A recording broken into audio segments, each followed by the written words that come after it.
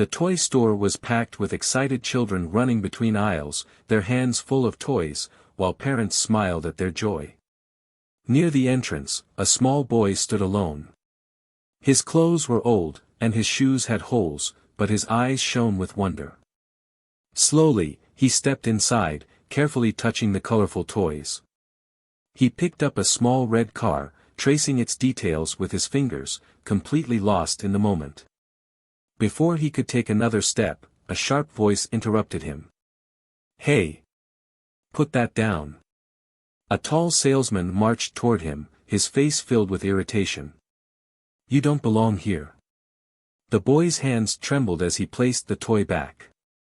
I just wanted to look," the salesman scoffed. "Looking is for customers.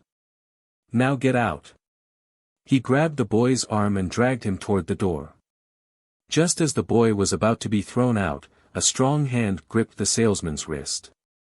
The salesman froze. A deep, steady voice cut through the silence. "That's enough." The store went quiet as all eyes turned toward the entrance. Standing there, his piercing gaze locked onto the salesman, was Clint Eastwood. The air grew heavy as the salesman realized he had just made a terrible mistake. The salesman hesitated, his grip on the boy loosening.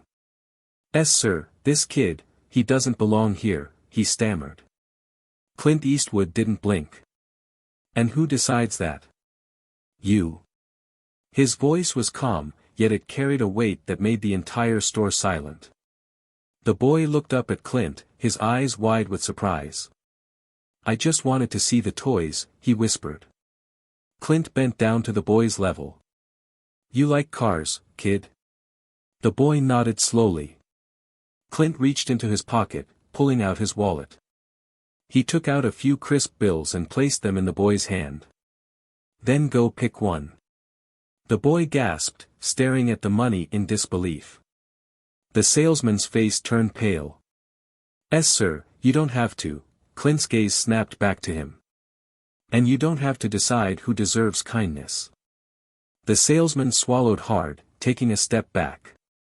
Customers whispered among themselves, watching the scene unfold. The boy hesitated, looking at Clint, then back at the toy shelves. But just as he reached for the red car again, something unexpected happened. A boy in a designer jacket walked over, snatching the toy from the poor kid's hands. "If he can't afford it, he shouldn't get it," the rich boy said smugly. His mother, dressed in expensive clothes, smirked beside him. "Exactly. Teaching kids the wrong lessons is dangerous." The salesman, sensing an opportunity to regain control, nodded in agreement. "Sir, this store isn't a charity." Clint's jaw tightened. He slowly turned to the rich woman. "A wrong lesson?" He took a deep breath, then looked at the rich boy. "Let me tell you about wrong lessons." He stepped forward, his presence commanding. "You have everything handed to you. He doesn't. But today, he learns that kindness still exists in this world." He reached out, taking the red car from the rich boy's hands and handing it back to the poor child. The mother gasped. "How dare you," she snapped. Clint didn't flinch.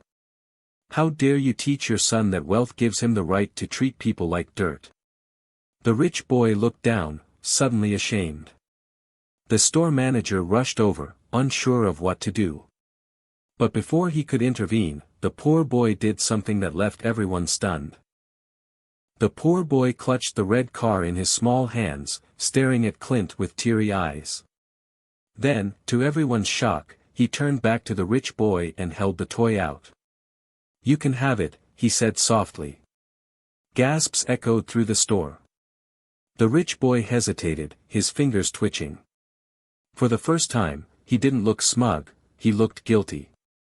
The rich mother scoffed. What kind of foolishness, but her son turned to her. "Mom, maybe we're the ones who were wrong." The woman's eyes widened, caught off guard. Clint smiled slightly. "It's never too late to learn." The boy hesitated for a moment, then looked at the poor kid. "No, it's yours." He gently pushed the car back. The salesman shifted uncomfortably. Customers murmured, some smiling at the unexpected turn of events. The store manager, realizing the situation, cleared his throat. "I believe this young man deserves a gift." He walked over, picking up a second toy car and handing it to the poor boy. The child's face lit up. But just when it seemed everything had settled, Clint turned to the salesman one last time. Clint folded his arms. "And you," he said, his voice steady. The salesman flinched. "You thought throwing out a poor kid made you powerful?" Clint took a step closer. "Real power comes from lifting others up, not pushing them down." The salesman swallowed hard, nodding quickly. I understand, sir." Clint glanced at the manager. "He does, doesn't he?" The manager nodded. "We'll be re-evaluating how we treat customers." The mother and son quietly slipped away, while the poor boy clutched his toy, unable to stop smiling. Clint placed a hand on the boy's shoulder. "Never let anyone tell you what you're worth. That's something only you decide." The boy nodded, his eyes filled with gratitude. As Clint turned to leave, the store erupted into applause. Outside, Clint walked toward his car, the evening sky stretching endlessly above him. He paused, glancing back at the toy store. Another lesson had been taught today, but the real change would come from those who had witnessed it. With a slight nod, he stepped into his car and drove away, leaving behind a story that no one in that store would ever forget. If you want to see more stories like this, subscribe and hit the bell icon to stay updated with our latest videos.